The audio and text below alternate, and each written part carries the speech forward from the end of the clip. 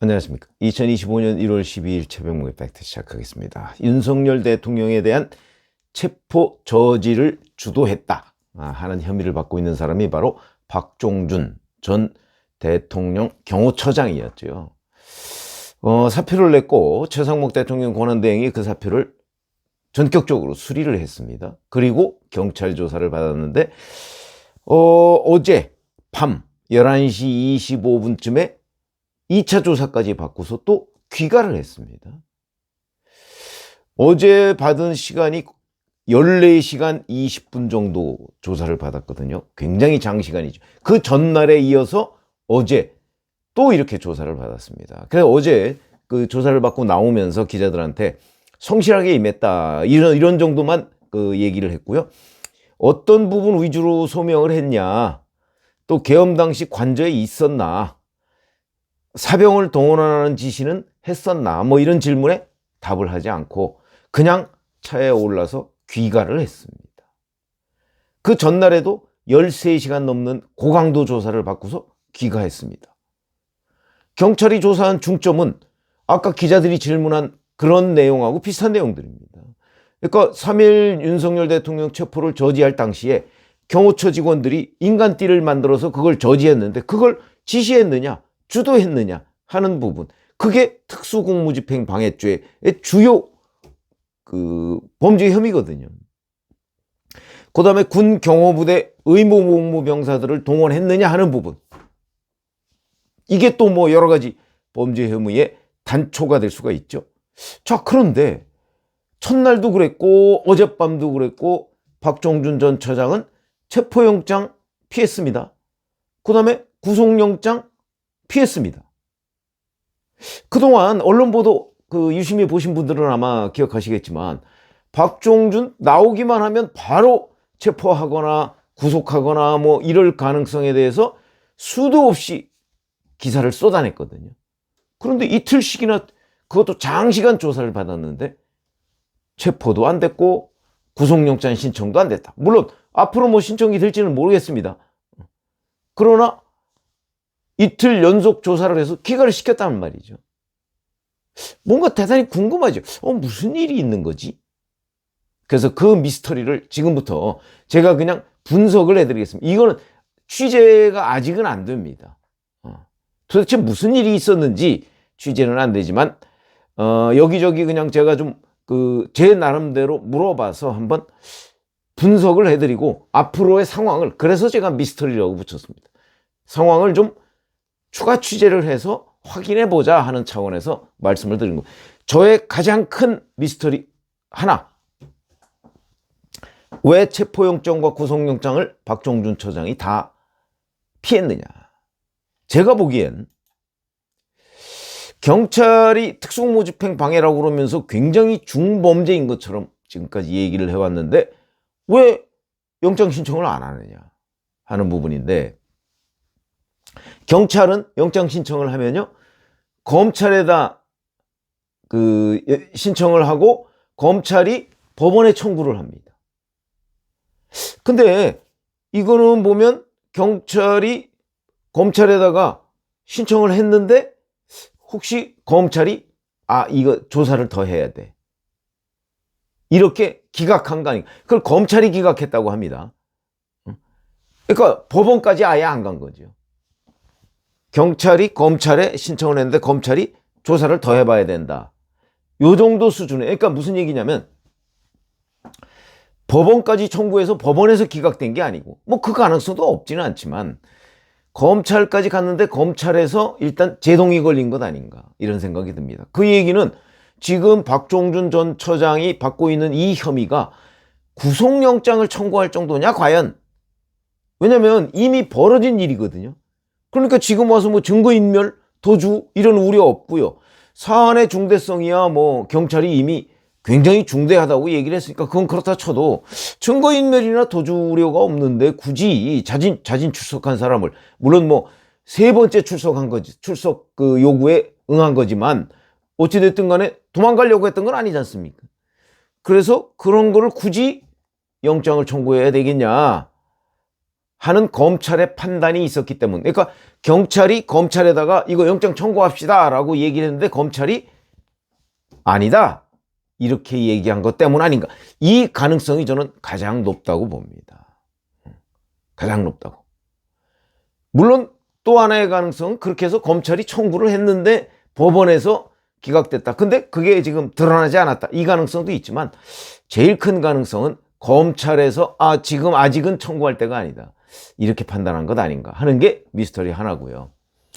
그 다음에 박종준 전 차장을 둘러싼 미스터리 2는 자진 출두의 이유입니다. 자진 출두.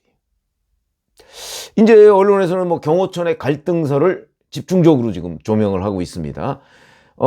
경호처 내에서 박종준 전 처장은 뭐 무기 등을 동원해서 유혈 사태를 막아야 된다. 뭐 이런 입장을 계속 취했다고 하네요. 좀 온건파다 이런 얘기고요. 반면에 원래 경호처 출신인 김성훈 경호처 차장 이런 사람들은 강경파라고 하네요. 저지해야 된다. 무기를 동원해서라도 저지해야 된다. 그런데 온건파가 밀린 것 아니냐. 그러니까 윤석열 대통령이 온건파인 박종준 전 처장보다는 강경파인 김성훈 차장에 오히려 힘을 실어준 것 아니냐.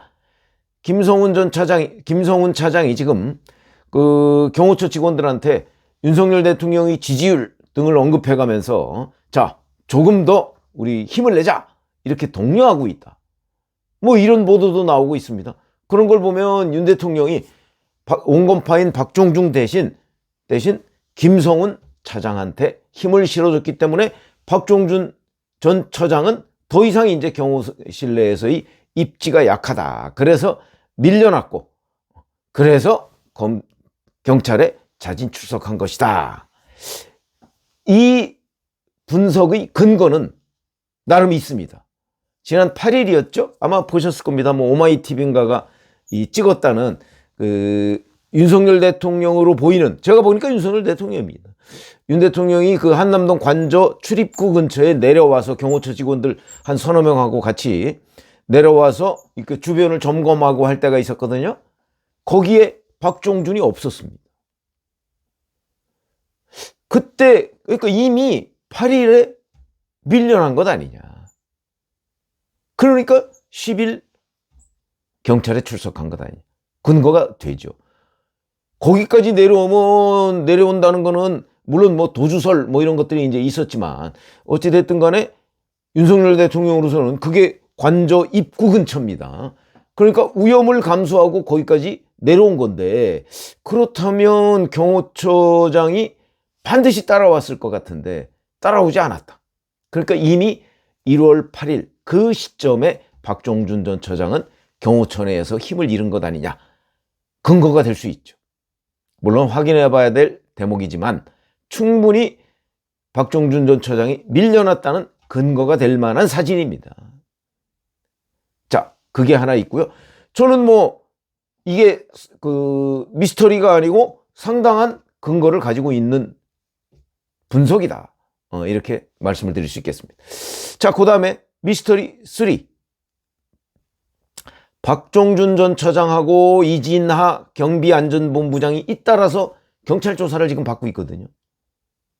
이것도 지금까지 입장하고는 완전히 다르죠.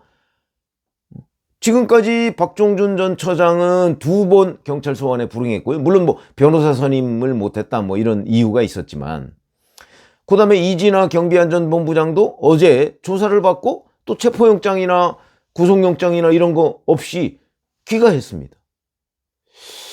그럼 이건 또 뭐냐? 여기서 또 하나의 분석이 가능하다. 무슨 얘기냐면 경호처 관계자들이 공수처 조사에는 응하지 않으면서 경찰 조사에는 응하고 있다. 그럼 무슨 생각이 처음에 드십니까?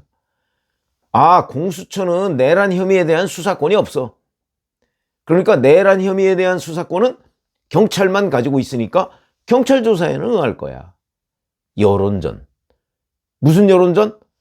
공수처는 내란 혐의에 대한 수사권이 없다는 여론전을 전개하는 그 일환이라는 거지. 윤석열 대통령도 공수처는 수사권이 없는데 왜 지금 수사를 벌이고 있느냐, 이걸 계속해서 초점을 맞춰서 공격을 하고 있습니다. 그러니까 박종준, 그다음에 이진하 이런 사람들이 경찰의 조사를 계속 받아가면서 공수처 수사권 없어. 경찰도 은근히 그 사실을 즐기고 있는 것 아니냐. 그러니까 경찰과 경호처가 약간은 윈윈하는 게임. 이렇게 또 분석이 가능한 겁니다. 무슨 얘기냐면 경찰은 내란죄에 대한 유일한 수사기관이라는 명분을 얻고 대신 박종준 전 처장이나 이진하 경비안전본부장에 대한 뭐 체포영장이나 구속영장이나 이런 거를 신청을 안 함으로써 약간 뭐 딜을 한 이런 거고요. 그 다음에 박종준, 이진하 뭐 이런 사람들은 경찰 조사에 성실히 응함으로써 공수처는 수사권이 없어 라는 여론전에 도움을 받는. 그럼 경찰은 경찰대로 좋고 경호처는 경호처대로 조사는 받고 영장 같은 거는 안 들어가니까 나름 뭐 충분히 우리가 이득을 얻을 수 있다. 윈윈이라고 볼 수 있죠. 경찰과 경호처가. 이 와중에 공수처만 난처한 상황이 되는 것. 이 상황을 만든 것 아니냐. 이것도 저는 상당한 근거가 있는 분석이라고 생각을 합니다. 그 얘기는 결국 공수처와 경찰의 공조가 균열되고 있는 것 아니냐, 지금. 금가고 있는 것 아니냐 하는 의미를 담고 있다. 이렇게 판단을 하고요. 물론 제가 이 미스터리 1, 2, 3이라고 지금 말씀드리는 거는 나름대로 여기저기 좀 알아보긴 했지만 아직 뭐 최종 확인된 거는 아닌 제 나름의 분석적 방법으로 지금 말씀을 드리고 있는 겁니다. 확인해 봐야 될 대목이죠, 앞으로. 현장 기자들도 아마 계속 이 부분을 들여다봐야 될 거고, 왜 이런 일이 벌어졌는가 하는 건데, 여하튼 가장 궁금한 거는 그렇게 당장이라도 뭐 구치소로 쳐넣을 것처럼 얘기하던 경찰이 왜 박종준에 대해서 체포영장도 없고 구속영장 신청도 안 하고 그냥 귀가시키는 이 일을 누군가는 설명을 해야 되는데 지금 설명이 잘 안 되고 있다. 기자들의 취재도 아직 거기까지는 미치지 않는 것으로 보입니다. 그런 점에서 이제 제가 미스터리라는 분석을 해드렸는데 아마 오늘부터라도 왜 이런 일이 벌어졌는가에 대한 취재가 있어야 지금 현재 공수처는 윤석열 대통령에 대한 2차 체포영장을 발부받아 놓고 지금 머뭇머뭇거리느냐고 지금 일주일을 보냈습니다. 그것도 좀 이상한 대목이긴 하죠. 그 와중에 지금 박종준, 이진하 이런 경호처 전현 수뇌부들이 경찰 조사를 계속 받고 있는 거에 대한 의문점을 나름대로 해설을 해드렸습니다. 고맙습니다.